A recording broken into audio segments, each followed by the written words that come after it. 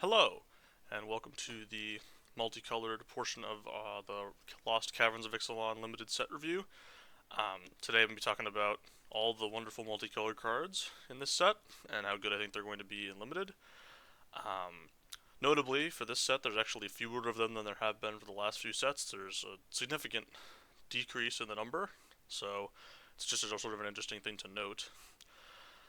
Before we get into the actual review itself, I want to talk a little bit about how I grade the cards. Tier 1, good cards. Tier 5, bad cards. There's sort of a list of how they actually get graded if you haven't been here before. And feel free to take a look if you are in need of that. And we're just going to get right into it. So, first card here is Abuelo Ancestral Echo. 1 white blue for a 2/2 flying ward 2. You can pay 1 white blue and exile another target creature or artifact you control and return it to the battlefield under its owner's control at the beginning of the next end step. Um, so yeah, this type of effect, not particularly strong. You're paying a lot for a 2/2 flyer, and you're putting 2 colors around it. Um, I don't. This is just a commander card. Like I don't really. There's not really a whole lot else to say about it. It is not especially good. There are some like cute things you can do, but like paying 3 mana to do those things. Like yes, your opponent isn't really gonna want to kill this because it's so bad, but so like they probably won't kill your enabler, but it doesn't really matter when it has no board impact, right? Akawali, the Seething Tower. 1 black green for a 3/3. It has Descend 4 and Descend 8. As long as there are 4 or more permanent cards in your graveyard, it gets +2/+2 and has Trample. And as long as there are 8 or more permanent cards in your graveyard, it gets additional +2/+2 and can't be blocked by more than 1 creature. So, this is the green-black signpost. It's trying to tell you that you want to be descending and have stuff in your graveyard. Very typical green-black stuff.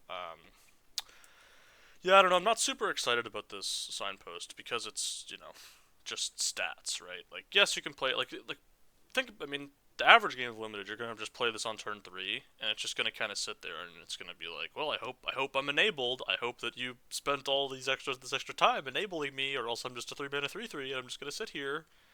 Um, the longer I look at Descend 8, the more difficult it becomes for me to actually like foresee it ever happening.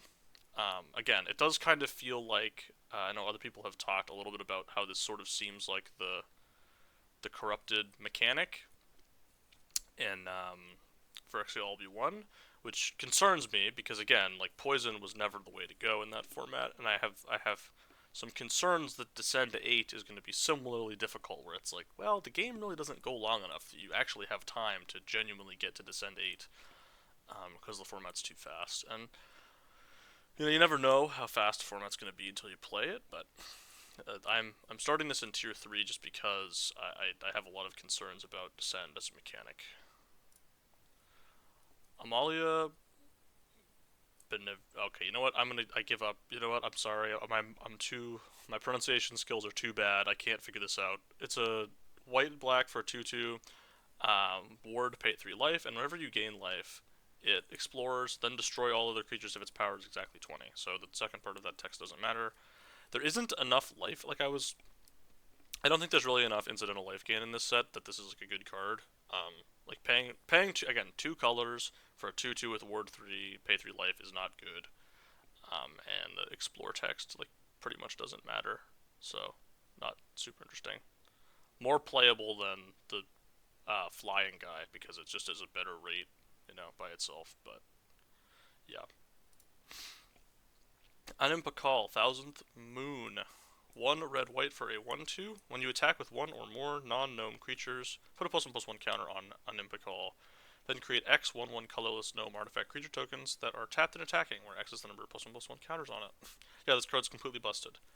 Um, for those of you that have ever played with Kranko, the red 2/3, I think it's also a 1/2. I don't remember. It doesn't really matter. This card is actually even better than Krenko when it triggers because A, it makes the things attacking, which actually in some cases is worse, but in some cases is better. And B, it may like you get to just attack immediately and just get like free stuff, which is really good, and you just get to start growing this, and it becomes an enormous problem for your opponent. Like basically, like a lot in almost every scenario, like 3 is like the perfect mana cost for this style of card because a lot of times in limited you're gonna have a 2 drop, so you play your 2 drop and then you attack, and then this triggers, and it's really strong. So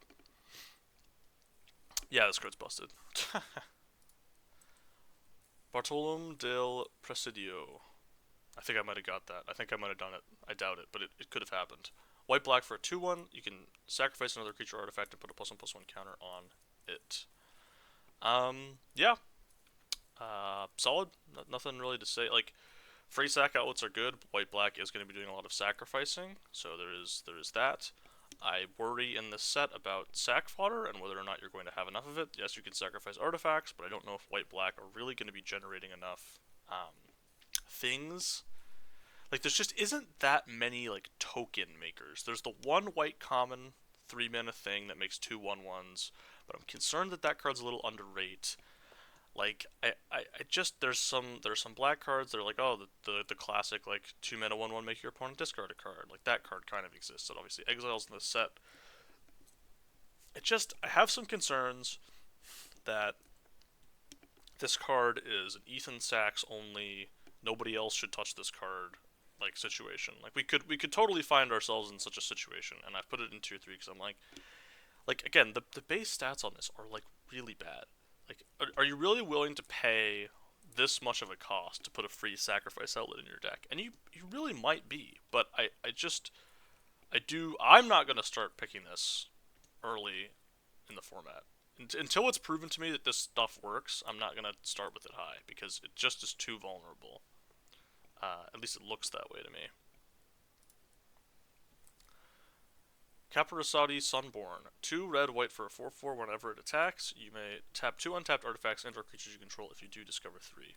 So this is a pretty powerful effect, right? Like, obviously discovering 3 when you attack is good, but it also does come at a heavy cost, as well, with the sense that you have to have 2 things. Now, the nice thing is, you can just play the stuff after. Like, you can play this on 4 and then on 5, you play whatever, and you tap. You probably have 2 things by turn 5 that you can tap. So, likely if you're playing this on 4, it's possible that if it has, like, decent attacks, which in most games, like, you'll maybe be able to trade. Like, I guess the issue really is this card may have to trade down in order to activate its ability, and that's very bad. That's a very bad thing. And also, like, it may make it so that your opponent can race you. Now, the Discover 3 adds some variance to this. Discover 3 specifically is kind of the number I would want. Like, if it were any less than 3, I would basically give this card, like it wouldn't even be worth activating. Because you can hit 3 drops, which are going to be the most common. 2 and 3 should be the highest, number of mana values in your deck. Like, it is nice, right? I do have some concerns about whether this can actually ever attack. There's not a ton of ways to do that. Again, 4 mana 4/4 vanilla with with an ability that threatens to do something is nice. Like, it's not, and I don't think it's bad or anything. Like, I certainly don't think it's bad, but I'm again not super optimistic either. Captain Storm, Cosmium Raider, blue-red for a 2/2. Whenever an artifact enters the battlefield under your control, put a +1/+1 counter on target pirate you control. So yeah, I like this quite a bit. Worst case scenario, it just grows itself quite a bit, which we saw with, like, how, Arwen and Lord of the Rings. Now, that card was good, but the archetype was bad. Blue-red often has a stronger foundation archetype-wise than blue-green does, just because it involves red and the other one involves green. That's really as simple as it can get in terms of limited power rankings. You've got your red, which is pretty consistently the top, and your green, which is pretty consistently the bottom. So there you go, right? So yes, I do have a lot of belief in this. There are a decent amount of pirates at common and uncommon. Not a ton. It doesn't really matter if there are other pirates because this just buffs itself, and that's fine. Um, you know, like, you don't need other pirates. Basically, this doesn't need other pirates to be good. It just can grow whenever you enter an artifact enters battlefield in your control, and not limited to once per turn. Very rare situation that this type of effect is not limited to once per turn, which actually makes me think it's bad generally. It's one of those situations where the card is objectively better, but it makes me think it's worse because usually wizards will limit cards like this to once per turn, and the fact that they haven't done that makes me think that they think that blue red is going to be bad. So that's keep that in mind. That is a thing that you should keep in mind because again, sometimes they just go off the chain and they're like, we're gonna make this really good because our color pair is garbage, and that happens sometimes, and this could be an instance of that. The card itself's great though. Deep Fathom Echo. 2 green blue for a 4/4. At the beginning of your turn, it explores. At the beginning of combat on your turn, sorry. Then you may have it become a copy of another creature that you control until end of turn. Yeah, I mean, this just seems really good. Basically, like, getting an explore, like, so either this is a 4 mana 5/5, or it drew you a card for 4 mana 4/4, which is just that's just excellent. That's just an excellent card. Don't play this post combat. do not, don't do it. Just you should never do it. So don't do it. Yeah, the thing that it could become a copy of another creature you control just is never happening. But I mean, if it happens, like great. Like if for some reason like the text is pure upside, it doesn't need to. It probably doesn't matter in like 95% of games. But you know, in the 5% of games that it matters, you'll be happy to have it. And yeah, it's just really strong card. You know, you might like I was waffling between whether this is a tier 2 or a tier 1 card, but I just decided that it's providing so much value and it's just such a nice like 4 mana 4/4 provides value. What more can you ask for? Tier 1, you know? That's the freedom of having tier 1s instead of having to grade cards as like this card completely takes over the game and it's just I mean that's the freedom. One of the many joys of having tiers instead of other systems. Gisath, Sun's Avatar. 5 red, green, white for a 7/6 Vigilance Trample Haste. Whenever it deals combat damage to a player, reveal that many cards from the top of your library. Put any number of dinosaur creature cards from among them onto the battlefield and the rest on the bottom of your library in random order. So the second ability just doesn't matter. Vigilance Trample Haste are pretty good. You know, it's 8 mana, 3 colors, so I don't think it's especially great. The tier 4 rating reflects the fact that you have the cost that it is going to take to put this into your deck. I don't think fixing is especially great in this set, as we'll see in the colorless video. Especially again, green, so you can be base green and play this, and like you're gonna basically with this card, you're gonna be base red green because it's dinosaurs or whatever. So that's like where you really want to be, splashing the white. But again, splashing is always inherently a cost. It is certainly going to be more of a cost than it was in Wilds of Eldraine, because that was like the lowest cost splashing has ever been, I think, really and truly. I'm trying to think of I mean, DMU, I guess, was a lower cost splash set, but Wilds of Eldraine was pretty close. Yeah, and I just think this card's decent, so I don't know. It's the tier rating reflects the costs of trying to draft it and put it in your deck. Not like once it's if this is open, like if this lane is open, this is like a tier 2 card. I would say tier 2 card if the lane's open. But like my overall grades reflect like would I pack one pick one this ever? And the answer is like no. So, yeah. It's Quinth, firstborn of Gisath. I don't know, whatever. Red green for a 2/3 with haste for some reason. It enters the battlefield, you may pay 2. When you do, target dinosaur you control deals damage equal to its power to another target creature. Yeah, this card's just super busted. I don't know. Like, this is a good reason to play red green. This makes you want to have dinosaurs in your deck. This is a signpost uncommon that they were like, again, this is another one of those situations where I'm like, did you make the signpost uncommon really good because the color pair is awful?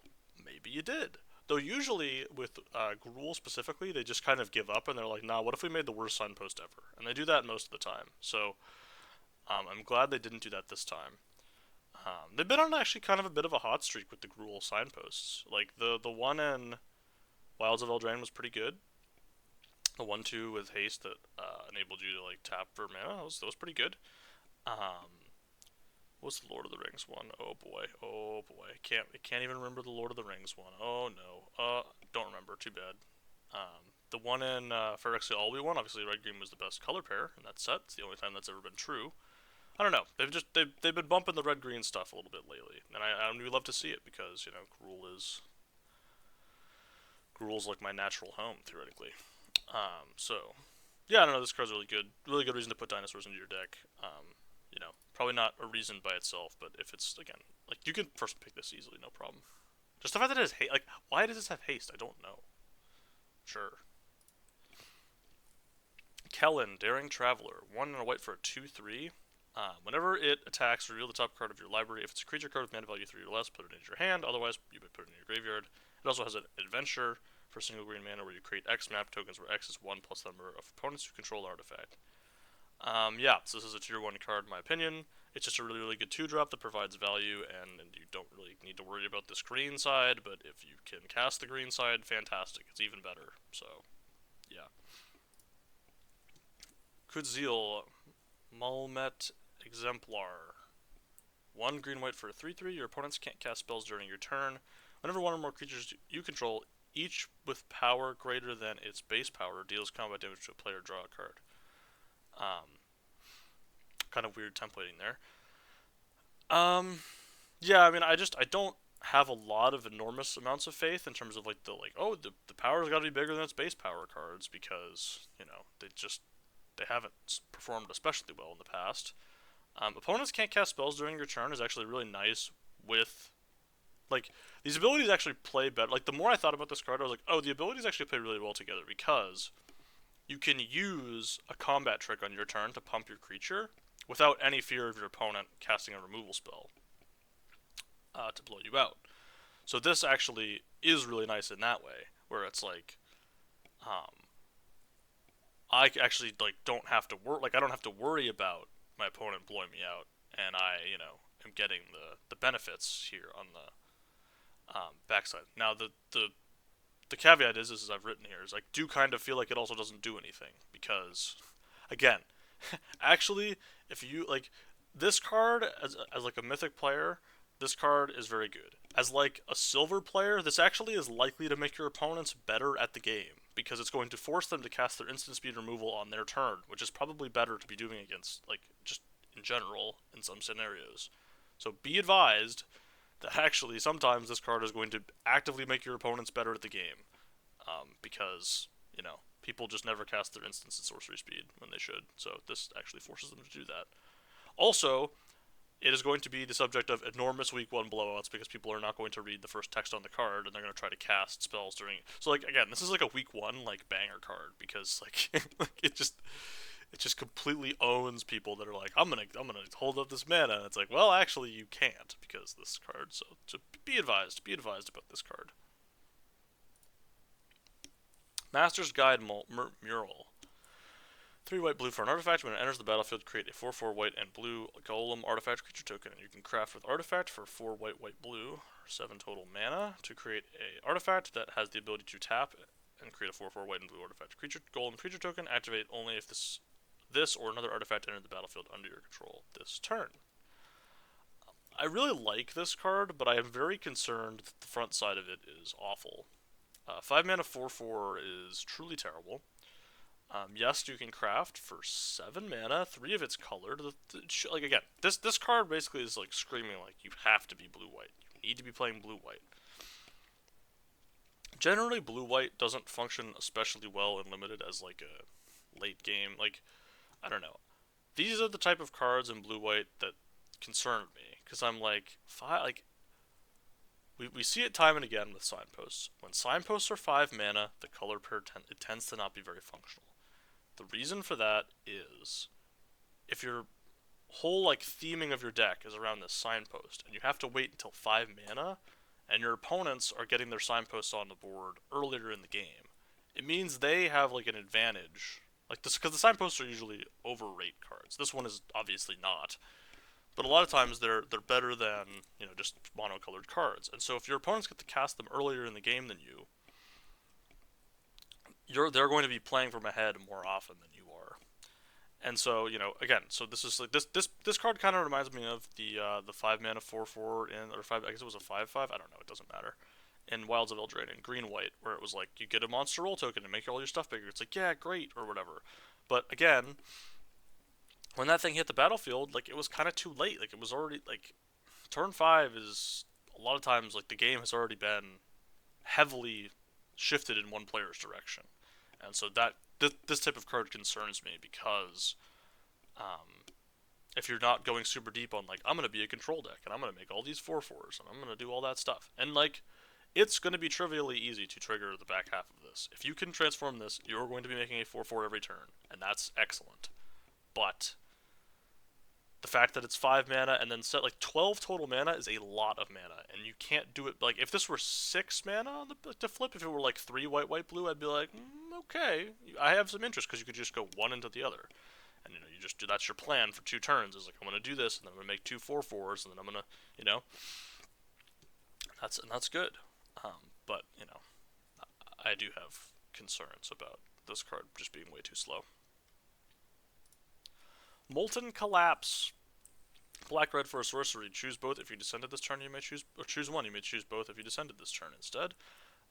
Destroy target creature or planeswalker. Destroy target non-creature non-land permanent with mana value 1 or less.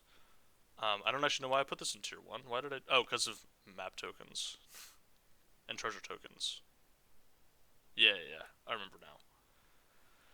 Because there is going to be some tokeny stuff happening, lying around, right? I should move this back to, you know what? The power of editing. Hold on. Who would have thought? Now it's in tier 2. Magical. Wow, amazing. So yeah, the yeah, that would have been too high because it's 2 colors. I for whatever reason I thought the second ability did something different. I don't know what I thought it did, but non-creature non-land permanent mana value 1 or less. I thought it was mana value 1 or more or something. I was like, oh, it can destroy artifacts. No. 1 or less. But yeah, just the first part of this is really good. It is sorcery speed removal, but it is very efficient. You probably shouldn't first pick this a lot. Again, it's gonna get like I'm probably never gonna get to draft, like not very often gonna get to draft this card because it's going to get overdrafted because it's not worth like just being like, oh, I'm gonna send myself into like all gung ho and like force this. The idea that like you want to keep yourself open to whatever is open at your table is certainly relevant. And this card's not necessarily worth just forcing it for. But yeah, it's solid. Nikon Zeal, Current Conductor. Green blue for a 2/3. Whenever a creature you control explores a land card, you may put a land card from your hand onto the battlefield tapped. Whenever a creature you control explores a non-land card, put a +1/+1 counter on it. So basically, it makes all your explore stuff better. Green blue is going to be exploring. This card by itself is excellent. Again, 2 mana, 2/3. Like a lot of 2. Like there's actually a really high number of 2 mana, 2/3s in this set. I'm becoming concerned that that's just going to be a stat line that we see more of now, and then it's just not going to be good. Because the more 2 mana 2/3s there are, like the worse the stat line actually gets. Because they start running into each other, and then there's just not as many 2/2s, and so like it makes basically 3/1s are even better. Not that I don't think there are very many 2 mana 3/1s in this set actually at all. I think they took a lot of 3/1s and made them 2/3s. So be advised. But yeah, this is really good like explore enabler. Yes, you need to have the explore, but your opponent is going to be like, well, honestly, exploring the first part of this doesn't. I mean, yes, it ramps, but like, who cares? I don't know. Like, generally, you're not going to have enough lands that matters. Sometimes you will, but a lot of times you probably won't. So I don't know. Good card. I think it's good. I think it's a solid card. Palani's Hatcher. 3 red green for a 5/3. Other dinosaurs you control have haste. When it enters the battlefield, create 2/01 dinosaur egg tokens. At the beginning of combat on your turn, if you control 1 or more eggs, sacrifice an egg and then create a 3/3 green dinosaur creature token. So yeah, basically, the first turn you play this, you get a 3/3 with haste, and it is a 5/3, and then next turn you're going to get another 3/3 with haste, and even if you don't, you still get an additional token that can like block and can be sacrificed and do other stuff. So yeah, this card's just really strong. Again, it is a 5/3 for 5, but whatever, you're getting like 3 tokens. Like you can't complain about this. Your token even has haste, so it can attack too, which is great. 3/3 is actually the critical. My critical line for like this thing having haste on turn 5 actually still matters. If it only has 2 power, it does not matter. But if it has 3, it generally still matters. So it's gonna be a pretty good card. Quintorius Kond.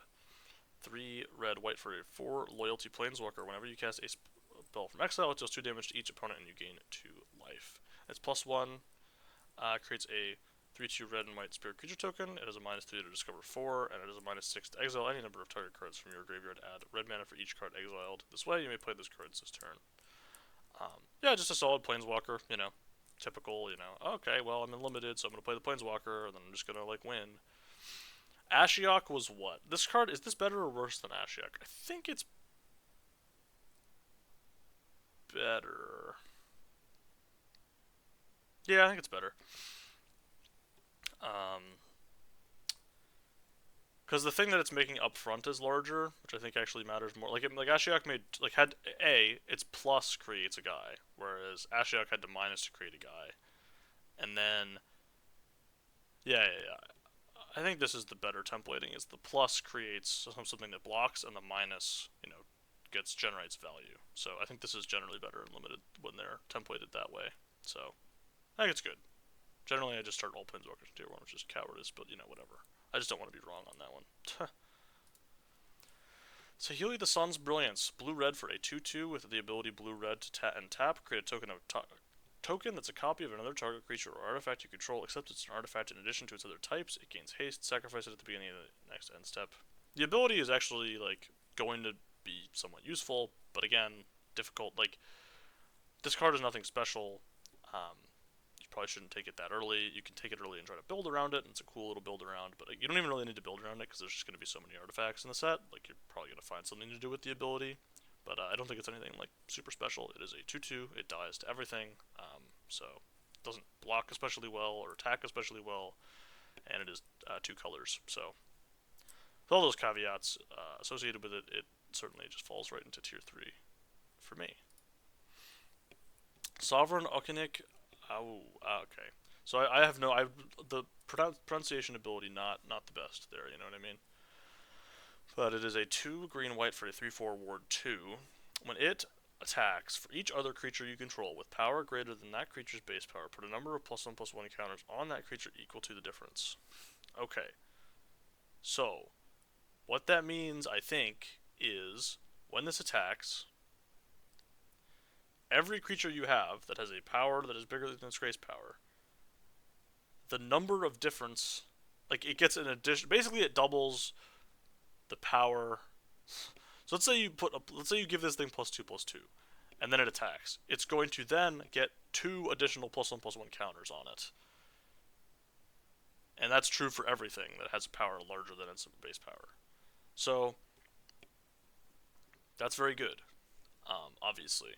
However, it requires a lot of work and a lot of setup, and your stuff has to be on the this type of thing always is worse than it looks, because oh, my thing had to be on the battlefield and it has to be this specific, my opponent has to not kill this one of my 2 creatures that has this ability, even though it's green white, and they know that this is a thing that green white's doing, and it's I don't know. So I have concerns about that, just generally, because it's very weird and strange. This is just also a weird card. The Ward 2 is nice.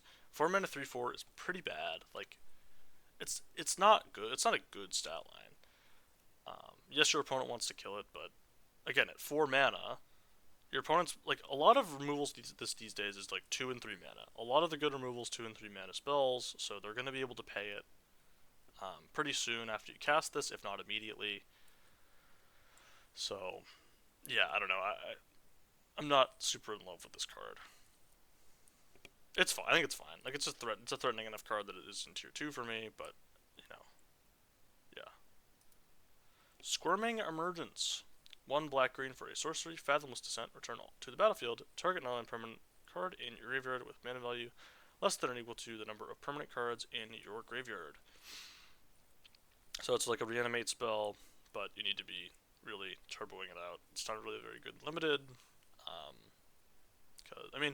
It's much better than this effect. It is cheap. It's cheaper than usual. But still not gonna get it done. I don't believe. So yeah, it's just the type of effect is just too situational generally. The Ancient One. Blue-black for an 8/8 with Descend 8. It can't attack or block unless there are 8 or more permanent cards in your graveyard, and you can pay 2 blue-black to draw a card, then discard a card. When you discard a card this way, target player mills cards equal to its mana value. Yeah, I mean, this card's really good. It might even be tier 1. Again, I have fears about Descend 8, although this enables itself. It doesn't enable itself right away. Like, you have to spend 4... Like, I would guess that in most scenarios, you can pay 4 to be like, okay, this gets to, like, you get Descend 6, right? Because you discard a 4 mana value spell, you draw a card, you then mill 4 cards. So then you have Descend 4. So you may have to do that twice, and that's why I'm a little concerned. Like if your deck is enabling this card, it's really good. I'm sure there's also other busts. Like I'm sure there's some other stuff that like is gonna come up with this that I can't think about right now that is just like gonna be good. But yeah, I mean two mana for an 8/8 is just too good of a rate that like even if it like has suspend 6 or something. Like if you play this on turn 2, like your opponent may just run you over. That may happen, and you know if that does happen a lot, so be it. Like it's not going to be good. But blue black is theoretically supposed to be the one of the descend, color pairs. So theoretically you should be able to enable this within, I would say, 4 turns. And in the late game, a 2 mana 8/8's just cracked. Like and the ability, you know, like is good, like genuinely. Like did you pay 4, draw a discard? I mean, it's not horrible, and it turns on all your other descend stuff, right? Like you could, what this does as well is you could like play something that has like descend 4 on turn 3, and then on turn 4 you pay this, and then turns on the descend 4 thing, and then on turn 5 you descend again, and you have an 8/8. And then you have an 8/8 that's very large and has haste. So basically, like this eventually gives you an 8/8 haste, which is really good. But again, the concern is that it can't block and whatever. I'm sure there will be ways to like abuse this. I'm just sure of it. You can't print a 2 mana 8/8 and not have ways to like make it busted. So I trust that will be done here. Again, I didn't put it in tier 1 because I'm like it can work surely. I believe in this card. The Belligerent, 2 blue, red for a 5/5 vehicle with crew 3. Whenever it attacks, create a treasure token. Until end of turn, you may look at the top card of your library at any time, and you may play lands and cast spells from the top of your library. Yeah, I mean, if you can do that, great. But vehicles that have to like attack to do something, I don't know. I put it in tier 2. Tier 2 is really good. It's a 4 mana 5/5 vehicle. It's in tier 2. That's really high. It's not in tier 1 because, despite the fact that it is a boat and is cool, and you know how much I like boats, in Magic, it just, crew 3 is a lot. It is even a lot more than like you think. Like, at turn 4 I play this, it's like, oh well, I do need to crew it. You actually do need to put in some work to crew this card. And yes, the attack trigger is great, but I mean, if you hit land on top, it's not great. It's actually not that good. Like you just don't get to do anything else. Sometimes you have spells you don't want to cast. It's it has all these issues that come up. But I do love this card. It is very fun and enjoyable, and it is a boat, so it's in tier 2. The Myco Tyrant, 1 black green for a star trample. Its power and toughness are each equal to the number of creatures you control that are fungi and/or saplings. At the beginning of your end step, create X 1/1 black fungus creature tokens with this creature can't block, where X is the number of times you descended this turn. So I believe that if you were to mill 3 cards, you would descend 3 times. And if you were to mill 3 permanent cards, you would descend 3 times and you would make 3 dudes. This card just gets out of hand really, really, really, really fast, and your opponent kind of has to kill it. But it's a 3 mana 1/1. It's a 3 mana 1/1. So there is also that. That's what's keeping it out of tier 1, is that it is a 3 mana 1/1 that just dies. Now sometimes you're gonna attack with your 2-drop and then trade, and then you're gonna play this, and then it's gonna make a 1/1, and then it's gonna be a 3. So that situation's great. I think there's a lot of scenarios in this set, and I'm actually going to be very guilty of this. I'm going to make a lot of bad blocks in this set, at least early on, because naturally, on turn 2, your opponent attacks 2-drop into true drop. In most scenarios, You know, you're probably in most scenarios in limited you want to block there just because like if they use a combat trick, it means they're spending less of their mana or they're spending their mana inefficiently on this turn in most cases, and like, you know, yes they're keeping their 2-drop, but you're taking less damage and you're getting the trick out of their hand. So there's a lot of good reasons to block usually, especially early in the game, especially if you're on the draw. Um, this card, and there are some other cards that behave like this in the set, make you not want to do that. And it is actually somewhat reasonable to not block on turn 3 now. Against green black and against, I think green and black really are the colors that will punish you, but just a thing for me personally to keep in mind so that I don't forget, and then I inevitably forget and just lose a bunch of games I have no business losing. So that'll be fun. Uchmenbach, the Great Mistake, and it is a mistake. 3 blue black for a 6/4 Vigilance Menace. It has Descend 8 with 4 blue black, and you can return it from the graveyard to the battlefield with the finality counter on it, and you activate only if there's 8 or more permanent cards in your graveyard, and only as a sorcery. Yeah, as I mentioned about 5 mana, the same thing I mentioned about 5 mana signposts earlier applies here. Although this one you kind of just want to be in your graveyard, so it doesn't really matter whether or not it's 5 mana. Yeah, 5 mana. So how good is a 5 mana 6/4 Vigilance Menace? If you just were to play that card, it's like a tier 3 card, right? Maybe maybe I should just put it in tier 3 because it's like a tier 3 card. But the problem is it's a 5-drop. Anything that costs more than 4 mana, basically, like, unless it's just completely game winning, automatically gets like reduced by a tier just because it is so low priority in like the draft, and cheap cards are such a high priority in the draft. Their individual like power level doesn't really actually matter that much because they're so much more replaceable than the cheap cards. And again, when it comes to color pairs, like signposts specifically being expensive concerns me because I mean this signpost, again, conversely to the other ones I talked about, like this makes me think the color pair might be good because they made the signpost kind of weird and like doesn't seem to fit blue black at all. Like this doesn't really feel like a blue black signpost in any way. It also looks like it has flying. I guess it doesn't really look like. I mean, does it look like it has flying? I don't know. I mean, it obviously is on the ground, but like the front portion of the art is like hovering, so it kind of looks like it has flying. I don't know. Secret not flying, I guess. Situation. Yeah, I don't know. I put this in tier 4. I'm not going to take it highly to start. If blue black ends up being really good, this card's going to win a lot. But the question is that actually indicative of the card being good or just the color being strong and Descend actually working out? I don't have high hopes, so we'll keep it low for now. Veto, Fanatic of oh no, Acolyte. Oh no, I can't pronounce the dragon's name. I just can't. I'm sorry. I apologize. 2 blight black for a 4/4 with flying. When you sacrifice another permanent, you gain 2 life if this is the first time this ability to resolve this turn. If it's the second time, each opponent loses 2 life. If it's the third time, you create a 4/3 white and black vampire demon token with flying. Yeah, this card is really good. It's really, really good. The base stats on it are a 4 mana 4/4 flyer, which is like a tier 2 card by itself, especially because it's double. It's double pip, but it's single pipped of each color, so you are going to be black white when you play this.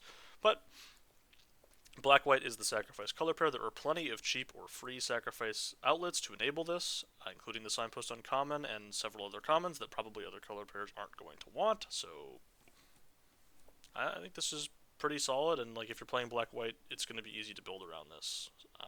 It's going to be a really good card. Whale of the Forgotten. Blue black for a sorcery with Descend 8. Choose 1 if there are 8 or more permanent cards in your graveyard. As you cast the spell, choose 1 or more instead. You can return target non-land permanent to its owner's hand. Target opponent discards a card. And look at the top 3 cards of your library, put one of them into your hand and the rest into your graveyard. So on turn 2, this is just going to be look at the top 3, put one into your hand, rest into your graveyard, start enabling your stuff. You can also use it to bounce things. The third ability is not ever going to get used, probably, and it's probably, even if your opponent has 1 card left, it's probably wrong, like, unless you have a really good read that the last card is like, oh, they need to, like, cast this thing, like, you probably just should never use it. It's just too expensive, But otherwise, yeah, I mean, it's just a nice option to have, I guess, in some scenario. It's one of those, like, don't use this. ability, because it just gives your opponent too much agency in most scenarios. But yeah, it's nice to have the late game extra juice that you get from this. So I really like this card. I put it in tier one, just because it kind of reminds me of what's it called from Lord of the Rings, Sauron's Ransom. It kind of reminds me of that card. It's cheaper. It's not an instant as well, but it is cheaper, and it's so flexible that I really like it. I really value this style of card where it's like, you know, really flexible and can just be a bounce spell if you need it to be. It can be draw early. It can enable your and like just the enabling your other stuff is great.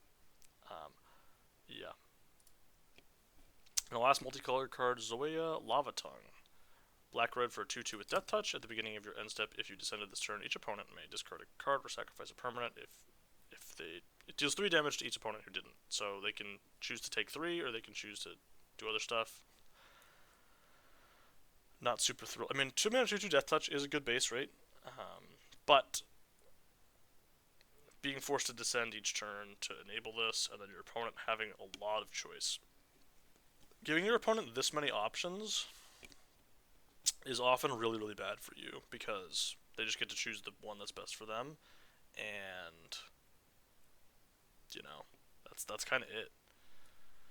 Like, again, and I mentioned here, like the ability, like sometimes they're gonna want stuff in their yard, and they're gonna be like, great, I get to discard a thing, and like, don't take 3 damage, and like I get to put this card in my graveyard that enables my stuff. Sometimes, like that, you know, that seems kind of good to me. I don't know. I don't think that's gonna come up that often, but there will be times that happens. Again, sacrificing a permanent, like they sacrifice a permanent. It's like it's not a non-land permanent. They can sacrifice lands in the late game. So like once their lands aren't doing anything for them, they can be like, yep, I'll put this land in my graveyard where it enables my descend.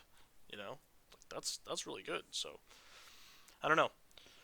All right, that's it for the multicolor stuff. Thanks for watching. If you enjoyed, uh, there's more. There's more set review to come, and there's more to watch if you haven't seen it. So feel free to do that, and I will see you next time.